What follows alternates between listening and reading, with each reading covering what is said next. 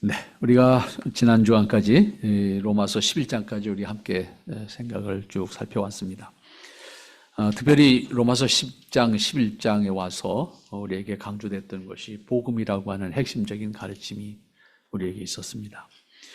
복음이 무엇인지, 구원의 원리가 어떠한 것인지를 설명을 하고 11장 마지막 부분에 와서 33절 이후에 그것을 바울은 참으로 깊고 오묘하고 인간이 다 헤아릴 수 없고 예측할 수 없는 하나님의 뜻이라고 정리를 했습니다. 그리고 그것에 대한 놀라움을 표현했습니다.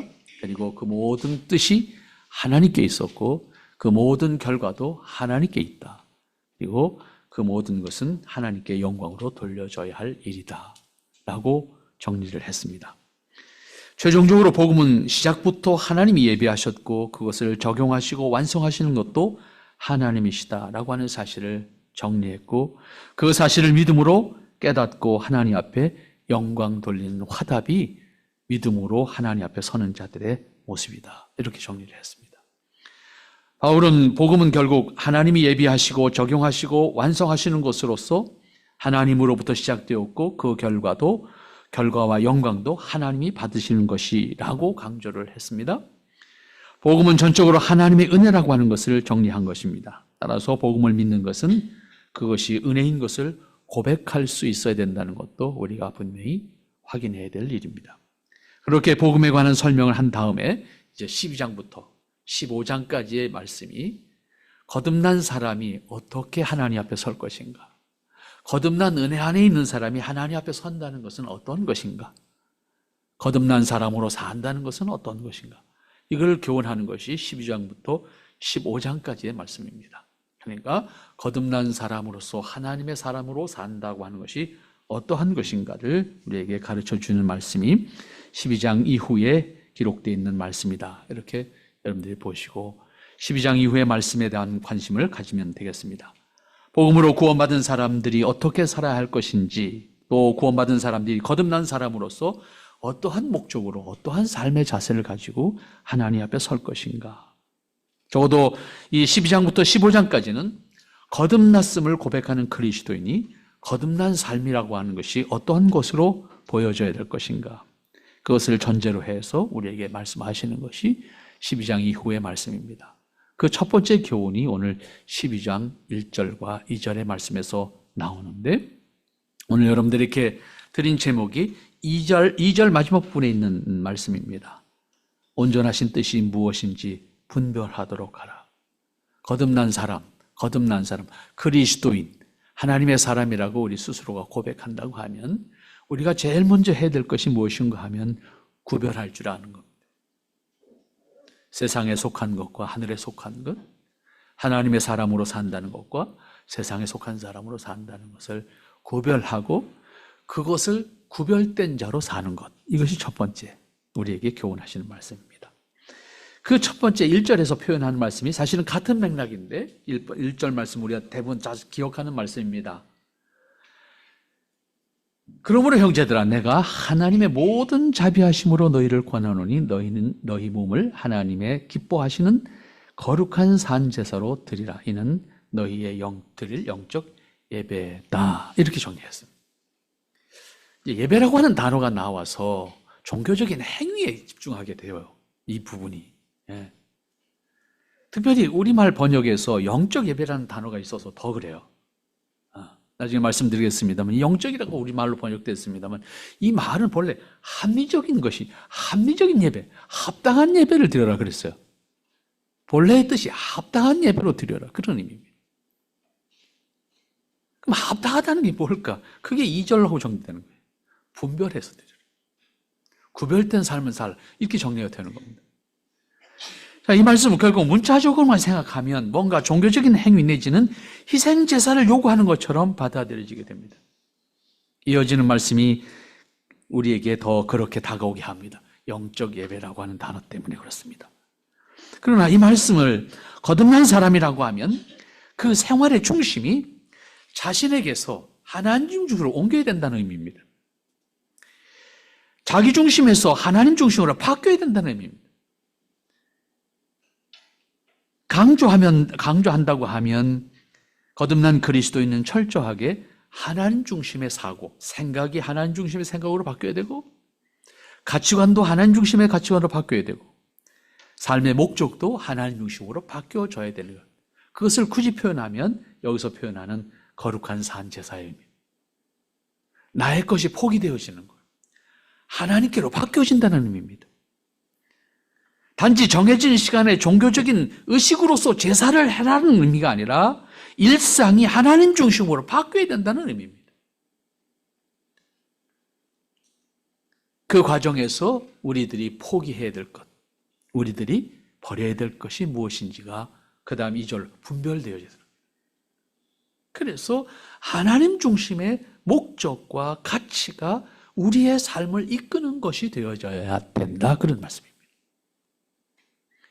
이것은 결국 아담의 타락을 이해하면 쉽게 그 이유를 동의하게 되는 겁니다. 아담의 타락은 결국 무엇입니까? 하나님 중심의 기쁨에서 자기 중심의 기쁨을 추구하는 것이 아담의 타락입니다. 그러니까 인간의 타락이라고 하는 것은 단순히 어떤 죄를 지었다라고 하는 개념으로 우리는 이렇게 국한시켜서 생각하게 되는데, 그 죄의 행위를 낳게 하는 결과는 뭔가 하면 근본을 가서 보면 하나님이 기뻐하시는 하나님 중심의 기쁨에서 내가 내 중심의 기쁨을 찾겠다라고 하는 거예요. 내 만족을 찾겠다라고 하는 것이 아담의 타락의 동기입니다. 그러니까 결국은 하나님 중심으로 기뻐해야 되는 것이 인간의 삶인데, 인간 자기를 중심으로 한 삶으로 바뀌는 것이 타락의 의미입니다. 그러니까 그 말을 그대로 전제하면 다시 거듭남의 의미는 뭐가 돼요?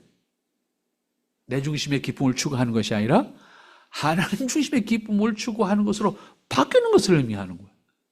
이게 거듭남의 의미예요. 땅에서. 그러니까 결국은 구원의 원리를 말한 다음에 첫 번째 나온 것이 거룩한 사한제사를 드려라. 거룩한 사한제사는 종교적 행위를 말하는 것이 아니라 결국 구별된 자로서 하나님 중심의 삶을 살아라, 그 말이에요. 자기 중심의, 인간 중심의 삶을 포기하고 하나님 중심의 삶으로 바꿔라, 그러죠. 하나님이 기뻐, 본래 하나님이 인간을 지으셨을 때 주셨던 그 기쁨을 추구하는 가치, 하나님 중심의 기쁨을 누릴 수 있는 사람이 되라, 그러니. 그렇기 때문에 거듭났다는 것은 단지 죽음 이후에 천국에 가는 것을 기대하고 보장받은 것으로 만족하는 것이 아니고, 그것은 하나님께서 우리에게 보장해 주신 것 때문에, 그것 때문에 우리가 염려할 일이 아니라, 그 말이에요. 우리가 지금 염려할 문제는 자기 중심의 가치관을 버리고 하나님 중심으로 바꿔서 살아라, 그 말이에요. 이 과정 속에 우리에게 어려움이 있는 거예요. 그래서 굳이 표현하면 사한제사라는 표현을 했어요. 우리가 포기해야 될 것이 있으니까. 이 과정에서 인간적인 환경이나 관계, 때로는 본능적인 욕구까지도 포기해야 될 때가 있고, 양보해야 될 때가 있고, 이해해야 될 때가 있다고 말해요. 그 과정 속에 인간의 어려움이 있어요. 갈등이 생깁니다. 갈등이 없으면 사람이 아니죠. 그러한 상황 속에서 전적으로 자기를 포기하는 거예요. 이게 거룩한 사한제사예요. 때로는 부끄러움을 감당할 수밖에 없는 상황도 있을 수 있습니다. 그렇지 않고 자기를 부정하는 것은 불가능하기 때문입니다. 거듭났음을 고백하는 그리스도인은 전적으로 하나님 앞에서 자신을 부정함으로써 하나님 중심의 삶을 살 수가 있어야 된다, 그런 의미입니다. 그리고 그리스도인은 매 순간 하나님의 기뻐하심을 찾아야 하고 하나님의 기뻐하심을 기준으로 판단함으로 행할 수 있는 사람이 되어야 된다. 그러니까 자기 중심, 인간 중심에서 하나님 중심으로 우리의 사고와 목적이 바뀌어야 된다고. 그랬을 때 우리가 하나님 앞에 거듭난 사람으로서 이 땅에서 사는 모습이다. 이렇게 정리를 했습니다. 이것을 우리는 믿음의 선택이라고 표현할 수 있을 겁니다. 결국 우리가 믿음으로 산다는 말은 매 순간 우리는 하나님의 사람으로 선택해야 되잖아요. 뭔가를 결정을 해야 되잖아요. 내가 시간을 사용하는 것도 결정해야 될 문제고, 내가 돈을 사용하는 것도 결정해야 될 문제, 내가 어디에 쓸 것인가를 결정하는 거잖아요. 이때 모든 결정의 기준이 하나님이에요. 하나님 기뻐하심으로 내가 결정할 줄 알고, 판단할 줄 알고, 생각할 줄 알고, 내게 주어진 시간도 그렇게 사용할 줄 알아야 된다고. 그랬을 때 그리스도인의 삶으로서 자연스럽게 동반되는, 우리 시간이, 우리에게 주신 물질적인 경제적인 것들까지도 어떻게 사용할 것이냐라고 하는 그 사용의 목적이 결정이 된다고. 이것이 정리되지 않으면 결국 우리는 종교적인 행위만 있는 것이고 살아가는 양식이나 목적은 세상하고 똑같은 거예요. 하나님 믿지 않는 사람, 다른 종교를 가진 사람하고 다르지 않은 모습으로 살아갈 수밖에 없다고 말입니다. 그런 의미에서 우리에게 주어진 모든 것에 대해서 하나님 중심으로 생각할 줄 아는 사람. 그리고 우리는 매 순간에 믿음의 선택이라는 표현을 하는 겁니다. 지금 이 시간 우리가 어디에 있을 것인가라고 하는 것도 믿음의 선택이고, 내게 주어진 재능을 어떻게 사용할 것인가라고 하는 것도 믿음의 선택이고, 내게 주어진 재능과 일터까지도 어떻게 사용할 것인가. 그것이 거듭난 그리스도인이 매 순간 자신이 직면하는 현실과 시간 속에서 판단하고 결정해서 해야 될 일이에요. 그 기준을 바꾸라고 말해요. 그 기준이 사람이 아니고 그 기준이 자기가 아니고 하나님으로 바꿔라. 더 나아가서는 쉬는 것까지, 일하는 것까지, 잠자는 것까지, 때로는 우리가 일상에서 먹고 사는 것까지도 하나님 앞에서 하나님께서 기뻐하시는 것이 무엇인지를 생각하고 판단함으로 행할 수 있어야 한다, 그런 의미입니다. 그때 당연히 하나님께서 기뻐하실 것이 무엇인지를 우리는 먼저 생각할 수 있어야 합니다. 이렇게 매 순간을 하나님께서 기뻐하시는 것을 선택하는 것, 그 선택하는 과정, 산제사. 왜 굳이 산제사로 표현했을까? 살아있는 제사라는 표현했잖아요. 제물이라고 하는 것은 희생이에요. 죽어야 되는 거예요. 에? 제물로 바쳐지는 동물은 죽어야 되는 거예요. 살으면 안 되는 거예요. 그런데 산제사라는 표현했어요. 왜? 네가 살아있을 때 감당해야 될 일이다 그 말이에요. 죽어서 해야 될 일이 아니다 그 말이에요. 인간이 살아있는 동안에 삶으로서 드려지는 제사의 개념으로 우리가 하나님 중심으로 바뀌어져야 될 우리의 가치관을 말하는 겁니다. 그리고 그것을 우리는 이어지는 말씀에서 그것이 너희가 드릴 영적 예배다 이렇게 표현했어요. 우리 한글 또 한국 사람들의 우리 사회적 정서가 아마 이렇게 번역하는 것이 더 낫겠다, 그렇게 표현을 해서 영적 예배다 이렇게 표현한 것 같습니다만은 앞에 말씀드렸던 것처럼 이것은 본래 합리적, 합당한 예배다. 그것이 너희가 드려야 될 합당한 예배다, 정당한 예배다 이렇게 표현했어요. 영적 예배라고 표현하게 되면 이걸 종교적 의식으로 생각하기가 쉬워져요. 종교적 의식에 국한되는 것이 아니라 우리의 삶을 구별된 사람으로 살아야 된다라고 하는 말씀으로 강조하는 겁니다. 앞에서 말씀드린 것처럼 이것은 제사 의식이 아니라 하나님 중심으로의 가치관을 가지고 우리의 변화된 삶을 말씀하시는 거다, 이렇게 생각하면 되겠습니다. 바울은 자신이 이렇게 말할 수 있는 것도 하나님의 모든 자비하심으로 가능한 것이다.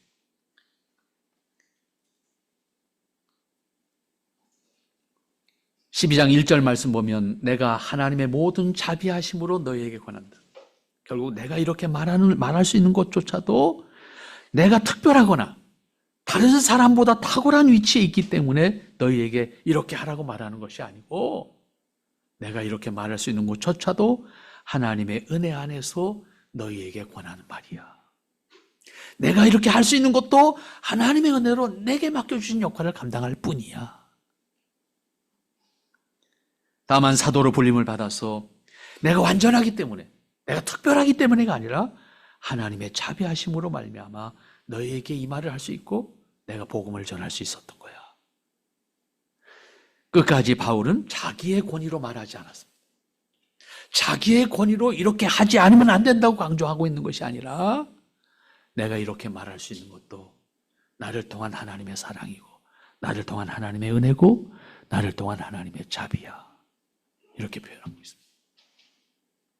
오늘 우리는 바울이 이렇게 간곡한 마음으로, 그리고 하나님의 은혜라고 하는 것을 대전제로 해서 말씀하고 있는 거룩한 산제사로 드리라고 하는 삶의 모습이 무엇인지를 함께 깊이 마음에 간직하면 좋겠습니다.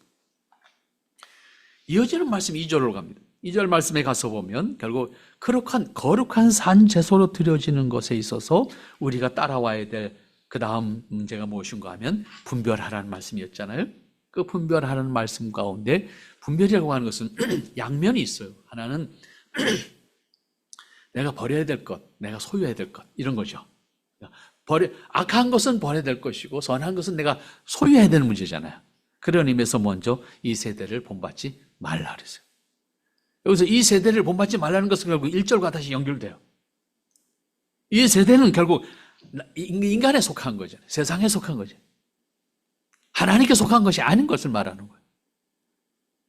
우리가 살고 있는 지금 우리 상황만 말하는 것이 아니라 하나님께 속하지 않은 것, 그것을 이 세대 이렇게 표현합니다. 하나님께 속한 것, 하나님 중심의 가치가 아니라 사람 중심의 가치를 본받지 말라, 그런 표현입니다. 하나님 중심으로 가치관이 바뀌어야 된다는 말씀을 한 다음에 이어지는 말씀으로 너희는 이 세대를 본받지 말라, 이렇게 표현한 겁니다. 이것은 결국 말씀드린 것처럼 1절에서 거룩한 산 제물로 드리라고 하는 표현 속에도 이미 담겨져 있는 거죠. 하나님 중심의 세계관을 바뀌지 않는다고 하면 결국 사람 중심의 세계관, 자기 중심의 가치관으로 사는 것이 인간의 본능입니다. 누가 특별히 가르쳐주지 않아도 알아서 그렇게 삽니다. 이 세상의 것을 기뻐하면서 살게 되는 것은 자연스럽습니다. 하나님 중심으로 세계관이 바뀌어야 하는 것은 곧 이 세상을 기뻐하지 않는 것과 반비례합니다. 이 세상을 기뻐하는 것만큼 하나님으로부터 멀어지게 된다는 것이고 하나님께서 기뻐하심 안에 있지 않게 된다는 의미입니다. 그러므로 이것은 그리스도인이 세상에 살면서 하나님의 사람으로 자신의 신분을 확인하고 있다고 하면 하나님과 세상 사이에서 어느 쪽으로 치우치는가에 따라서 반비례적 관계를 가지고 하나님께 가까이 갈수록 세상으로부터 멀어지는 것이고 세상으로 가까이 갈수록 하나님으로부터 멀어진다고 하는 이 반작용의 모습이 있다는 겁니다. 그런 의미에서 하나님 중심으로 세계관이 바뀌어야 된다는 것은 동시에 이 세대를 본받지 말라고 하는 말과 같은 말이 되는 거죠. 그럼에도 이렇게 말씀하시는 것은 이 세대를 본받지 말라는 것에 강조점이 있습니다. 아까 말씀드린 것처럼 우리가 버려야 될 것과 취해야 될 것이다. 그 첫 번째가 버려야 될 것입니다. 그 버려야 될 것은 하나님이 기뻐하지 않는 것, 이것입니다. 포괄적으로 표현하면 하나님이 기뻐하지 않는 것, 그건 버려야 될 것, 본받지 말아야 될 것, 이런 표현이 되겠죠. 거듭난 그리스도인은 세상에 살고 있기 때문에 매우 의식적으로 구별된 삶을 생각하지 않으면 우리는 자연스럽게 세상을 따라가게 되어 있습니다. 때문에 그리스도인으로 산다는 것은 2절 마지막 부분에서 분별하라는 말씀을 왜 강조하고 있냐면 그리스도인으로 산다는 것은 하나님이 기뻐하시는 것에 대한 생각을 분명하게 하고 있지 않으면 자연스럽게 우리는 세상이 기뻐하는 쪽으로 가고 있게 된다는 거예요. 그러니까 매우 의도적으로 우리가 그 의식을 갖지 않으면 안 된다 그런 얘기죠. 여러분, 물고기들이요, 민물고기들을 보면 우리 바닷고기는 경험을 하기 쉽지 않으니까 이 냇물이든 뭐 큰 물이든 물고기들이 물속에 살잖아요. 밤에 물고기들이 자겠습니까? 안 자겠습니까? 물고기가 아니라서 몰라요? 모든 생명은 잡니다. 풀과 나무도 다 잡니다. 안 자면 쟤네들이 병들어요.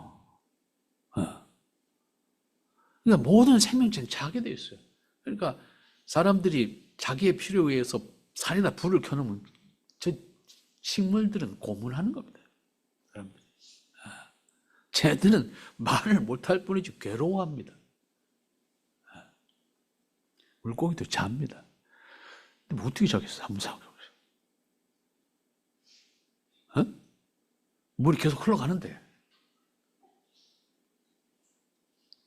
머리가 좋은 놈들은요 풀을 물고 잡니다.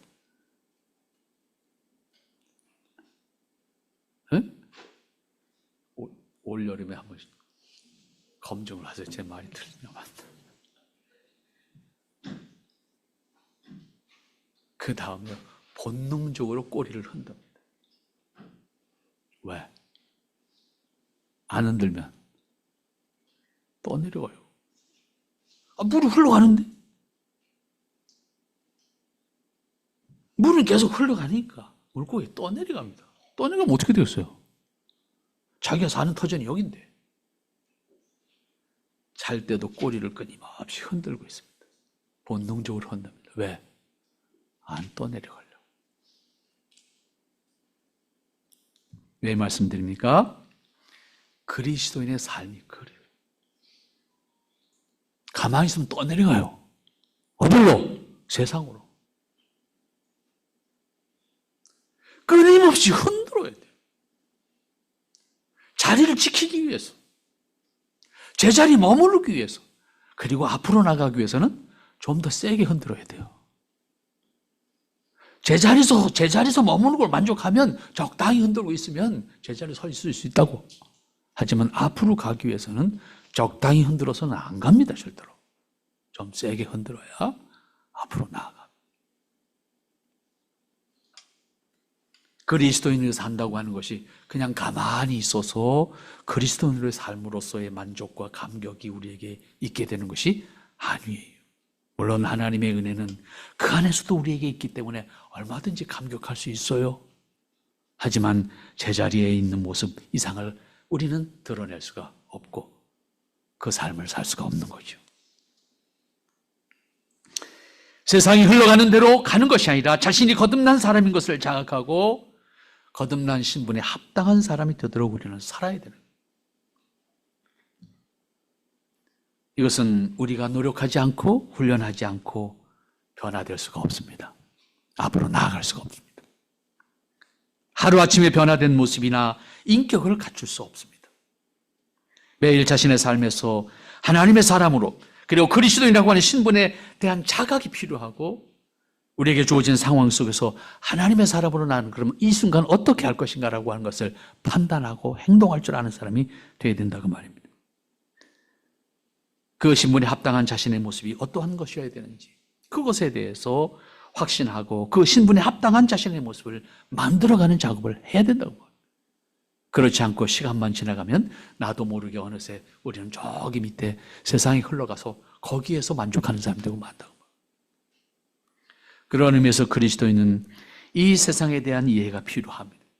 세상에 속한 것, 땅에 속한 것을 알아야 하기 때문입니다. 그리스도인이 자신이 거룩한 존재이고 구별된 신분을 가진 사람이기 때문에 땅에 속한 또는 세상에 속한 것을 구별할 수 있어야 그것을 따르지 않게 된다는 의미입니다. 따라서 거듭난 그리스도인은 자신의 신분에 대한 확신과 함께 그 신분에 합당한 것을 기뻐할 수 있도록 하나님 중심의 의식과 세계관을 내 안에 만들어야 돼요.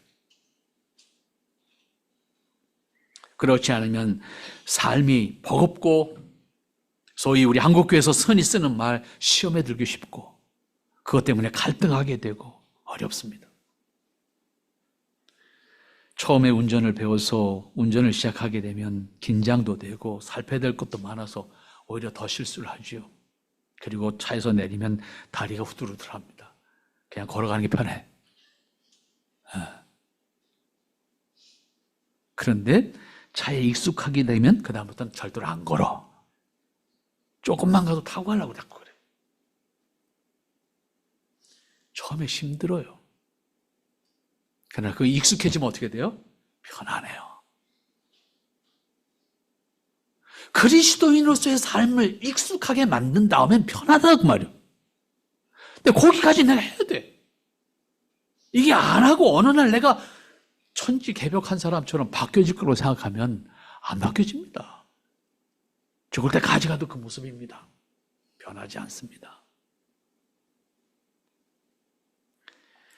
마찬가지로 거듭난 사람이라고 하면 세상에 속한 사람이기 때문에 자기를 부정하는 것이 어렵습니다. 하나님이 기뻐하는 삶으로 내가 바뀌어가는 것이 쉽지 않습니다. 절대로. 지금까지 살아왔던 습관과 가치관이 있고 그 다음에 가장 어려운 것은 관계가 있어요. 친척 관계도 있고 이웃 관계도 있고 사업 관계도 있고 모든 관계가 있다고. 이 관계를 하나님 중심으로 바꿔간다? 이게 쉬운 일이 아니잖아요. 내가 내 자신을 바꿔가는 것도 힘든데 다른 사람까지 바꿔간다는 것은 대단히 어렵습니다. 불가능할 수도 있습니다. 때문에 시간이 지나가면 적당히 정리가 되는 겁니다. 그러나 자신이 그리스도인으로서 거듭났음을 고백한 사람이라고 하면 더 이상 세상에 발을 담그고서 하나님 자녀로서 합당한 모습으로 살아간다는 것은 매우 어렵습니다. 그렇게 살려고 하면 매사가 걸리는 것이 있을 수밖에 없습니다. 이쪽에 가면 이쪽에 걸리고 저쪽에 가면 저쪽에 걸립니다. 1절과 연결해서 살펴보면 여기서 본받지 말아야 될 것은 세상이고 세상은 자신을 부정하지 못하는 것이고 자신이 살고 있는 환경에 매여 있는 것을 의미합니다. 결국 그리스도인은 세상의 매인 자신을 부정하고 자기 중심의 가치관을 버리고 하나님 중심의 가치관으로 극복하지 않으면 안 된다는 것을 말씀하는 겁니다. 그런 의미에서 이 세대를 본받지 말라 이렇게 정리를 했습니다. 그 다음에 이어지는 말씀 뭐라고 표현합니까? 그럼 본받지 말면 그 다음에 어떻게 할 것이냐? 오직 마음을 새롭게 하고 변화를 받아 하나님의 선하고 기뻐하시고 온전하신 뜻이 무엇인지를 분별하라. 그 다음에는 우리가 수용해야 될 거야. 첫 번째는 버려야 될 것이에요. 두 번째는 수용해야 될 거야. 내가 택해야 될 것? 그것은 첫 번째 새롭게 함으로 마음을 새롭게 함으로 변화되어서 선하시고 기뻐하시고 온전하신 하나님의 뜻이 무엇인지를 분별하는 사람이 되도록 해라. 이것이 거듭난 사람이 바뀌어져야 하는 세계관에서 우리가 해야 될 세계관을 위해서 우리가 해야 될 일이 무엇인지를 말씀하는 겁니다. 결국 이 2절 후반부에서도 이어지는 말씀은 이 세대를 본받지 말라는 말씀과 함께 생각해야 되는 교훈인데 이것은 하나님의 사람으로 자기 중심에서 하나님 중심으로 세계관이 바뀌면 보이는 교훈입니다. 사람의 눈은 자기 중심에 초점을 맞춰졌을 때 다른 것이 보이지 않습니다. 그런데 자연적인 현상 가운데 우리가 경험하게 되는 것들이 있어요. 사람이 나이를 먹어갈수록 경륜이 많은 것만큼 넓게 볼 수 있다고 생각하기 쉽잖아요. 그러나 모두는 아니지만 오히려 생각하는 것과 보는 것이 점점 좁아지는 게 우리가 경험하는 사실입니다. 자기가 보고자 하는 것만 보려고 합니다. 자기가 하고자 하는 것만 하려고 합니다. 자기가 먹고자 하는 것만 먹고자 합니다. 집착합니다. 이런 현상이 나이가 들면 동반됩니다. 저 사람이 왜 그러지? 라고 생각할 수 있을 만큼. 왜 그렇습니까? 점점 활동 반경이 좁아지면 좁아질수록 자기가 익숙한 것에 머물러야 편안하기 때문입니다. 익숙한 것에 대한 편안함이 반복해서 자신을 붙들게 만들기 때문입니다. 그것을 넘어서 자신을 넘어서야 하는 것이 더 새로운 것에 대한 확신이나 자신이 없습니다. 새로운 것에 도전하는 것이 두렵습니다. 불편하고 때로는 불안합니다. 그렇기 때문에 시간이 지나갈수록 자기 안에 있기를 원합니다. 새로운 것을 받아들이는 것이 힘듭니다. 정신적으로 오히려 불안하게 느껴지게 됩니다. 이러한 현상은 특별한 것이 아닙니다. 사람이라면 누구나 그렇습니다. 그렇게 될 수밖에 없는 것이 한계입니다. 이걸 극복할수록 나이와 관계없이 넓은 그동안의 경륜을 활용할 수 있는 사람이 되는 것이고 그게 안 되면 결국은 갇히게 되는 점점 갇히게 되는. 그러면 거듭난 그리스도인은 어떻게 하라고 말씀합니까? 머물러 있지 말고 갇혀 있지 말고 오직 마음을 새롭게 하라. 그 다음에 변화를 받으라. 이 두 단어예요. 새롭게 하라고 한 말과 변화를 받으라는 단어. 이 두 단어가 거듭난 사람이 이 땅에 사는 날 동안 끊임없이 우리 안에서 작용시켜야 될 단어입니다. 하나님 앞에 서는 순간까지 새롭게 변화되어져 가는 모습. 하나님 앞에 서기를 기뻐하는 자세로 나의 삶과 현실을 극복하는 모습. 나에게 주어진 한계를 끊임없이 넘어서 가려고 하는 그런 자세. 우리에게 주는 대단히 큰 교훈이라고 생각할 수가 있겠습니다. 마음을 새롭게 해서 하나님 중심으로 내 생활이 바뀌고 내 생각이 바뀌고 내 습관이 바뀌고 내 말이 바뀌고 우리의 궁극적인 목적이 바뀌고 하나님 중심으로 바뀔 때 내 안에 갇히지 않고 내 자신에게 집착하지 않고 내 것에 집착하지 않고 하나님의 은혜 안에서 하나님의 뜻을 기뻐함으로 자유할 수 있는 사람이었다고. 몸과 마음과 생각까지도 그대로이면서 단지 몸만 교회에 다니는 의식적인 종교의식으로 만족한다고 하면 우리는 새롭게 변화되는 기쁨을 그리고 더 넓은 하나님의 뜻을 기뻐할 수 있는 기회가 우리에게 주어지지 않습니다. 우리의 의식과 마음과 가치관까지도 새롭게 함으로 변화되어져 가는 새롭게 함으로 하나님 앞에 가까이 나아가는 하나님 중심의 세계관으로 바뀌어질 때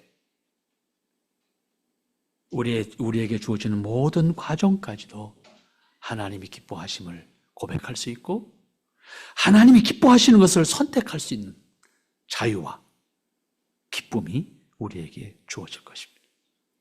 그러나 그렇지 못하다고 하면 끝내는 내가 움켜잡는 것으로 만족하는, 그래서 결국 움켜잡기는 했는데 절망할 수밖에 없는 그 모습으로 우리의 생애는 마무리되고 말 겁니다. 거듭난 사람은 의식이 바뀌어야 됩니다. 새롭게 변화를 추구하는 목적도 자신이 아니라 하나님께로 바뀌어야 됩니다. 이렇게 바뀌지 않고 하나님 백성으로 산다, 하나님 자녀로 산다, 그것은 불가능합니다. 한 사람의 종교인으로서 충분할지는 몰라도 온전히 거듭난 사람으로서 하나님 나라에 합당한 사람으로 살기 위해서는 새롭게 하나님의 사람으로 살아가는 삶을 누릴 수 있어야 합니다. 하나님의 선하고 기뻐하시고 온전하신 뜻이 무엇인지를 분별하라고 하는 말씀은 새롭게 하는 것과 변화되어지게 하는 출발점이기 때문에 그렇습니다. 하나님은 사람에게 하나님의 형상을 주셨습니다. 그것은 하나님의 뜻을 알고 분별해서 그것을 이루는 이 땅의 주인공이 되라고 허락하신 은혜입니다. 그런데 아담 이후에 인간은 스스로 하나님을 알 수 없고 하나님의 기뻐하시는 것도 알 수 없게 된 반면에 자기가 좋아하는 것을 행하게 되었기 때문에 인간은 스스로 끊임없이 자기 문제를, 자기 구덩이를 더 깊게 파고 있는 사람이라 이렇게 표현할 수가 있을 겁니다. 그러므로 거듭난 사람이 해야 할 가장 중요한 것은 하나님의 선하고 기뻐하시는 뜻이 무엇인지를 분별하는 겁니다. 그것을 끊임없이 분별하는, 그리고 그 안에서 하나님의 기뻐하시는 모습을 발견하고 그 가치를 찾아야 됩니다.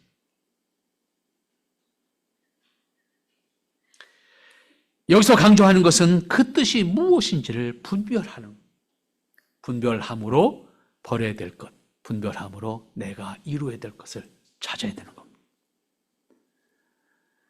거듭난 사람이 해야 되는 것이 무엇인지 그것을 믿음이라고 하는 말로 대신할 수 있을 겁니다.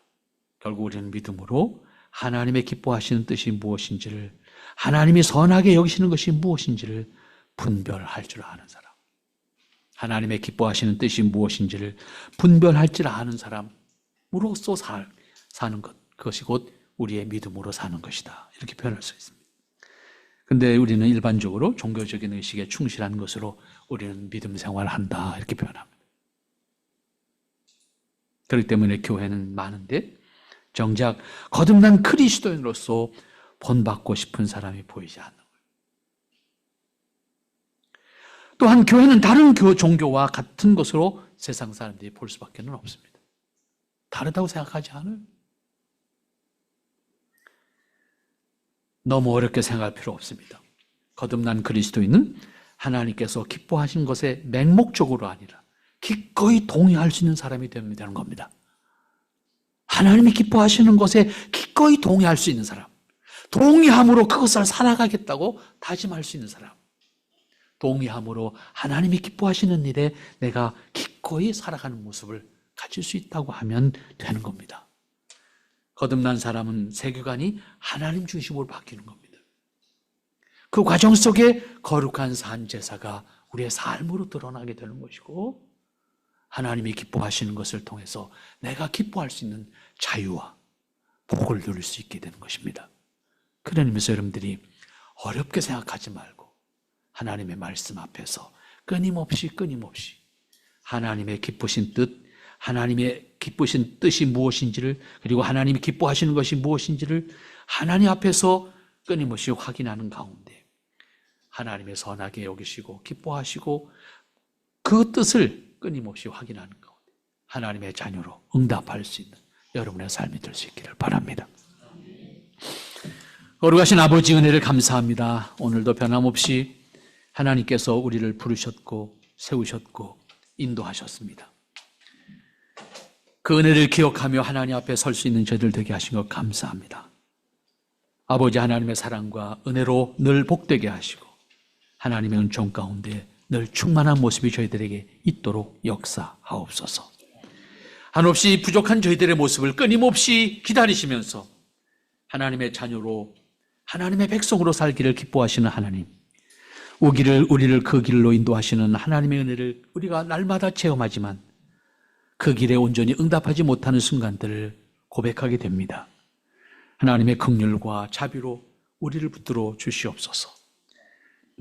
하나님의 은혜 가운데 온전함으로 설 수 있는 우리 모두가 되게 하옵소서. 주님의 자녀된 우리 지체들 하나님의 뜻 안에 은혜 안에 함께하면서 하나님의 기뻐하심을 함께 기뻐할 수 있는 지체들이 되게 하옵소서. 행여 연약해지지 않도록 인도하시고 행여 세상에 머물러 있지 않도록 우리 모두가 함께 하나님 앞에 설 수 있는 은혜를 도와여 주시옵소서. 예수님의 이름으로 기도하옵나이다. 아멘.